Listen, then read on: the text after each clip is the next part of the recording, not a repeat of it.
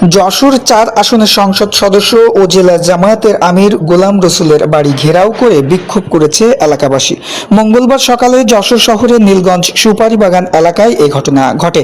স্থানীয়দের অভিযোগ, এমপির মেয়ে মেহজাবিন জান্নাত অনন্যর বিরুদ্ধে মাদ্রাসার কয়েকজন শিশু শিক্ষার্থী ও তাদের অভিভাবককে মারধরের অভিযোগ উঠেছে। এর জেরে ক্ষুব্ধ এলাকাবাসী এমপির বাড়ির সামনে অবস্থান নেন।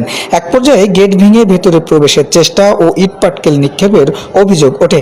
এতে বাড়ির কয়েকটি জানালার কাঁচ ভেঙে যায়। খবর পেয়ে পুলিশ ঘটনাস্থলে গিয়ে পরিস্থিতি নিয়ন্ত্রণে আনার চেষ্টা করে।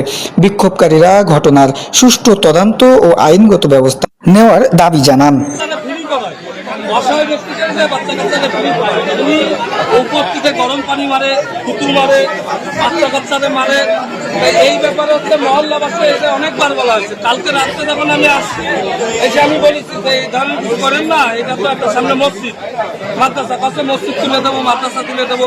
এখন উন্নত যদি জামাতের এমপির মেয়ে হয়ে যদি মসজিদ মাদ্রাসা তুলে দিতে চায় এই দেশের থেকে, তাহলে আর মনে করেন ধর্ম প্রচারের কি হইল, বা তারা ধর্ম প্রচার করে ভোট ব্যবসায়ী মানে বিরোধী দলে এসে এই ধরনের তারা তো এক প্রকার ধর্ম ব্যবসায়ী। আমরা ধরে এখানে আজকে এই উত্তেজনা সৃষ্টি, আমরা উভয়ের সাথে কথা বলছি এবং আমরা এটা খুব তাড়াতাড়ি সমাধান করব।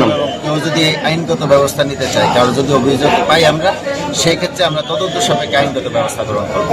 ধন্যবাদ। আমাদের নিয়ন্ত্রণ আছে, এখানে পুলিশ আছে, ডিবি আছে, সকল এজেন্সির লোকজন আছে। আমরা অভিভাবকের সাথে এটা নেগোসিয়েটের চেষ্টা করতেছি যে যাতে এই পরিস্থিতি খারাপ দিকে না যায়। পরিস্থিতি আমাদের নিয়ন্ত্রণে আছে, এলাকার লোকজন আমাদেরকে সহযোগিতা করেছে। ধন্যবাদ।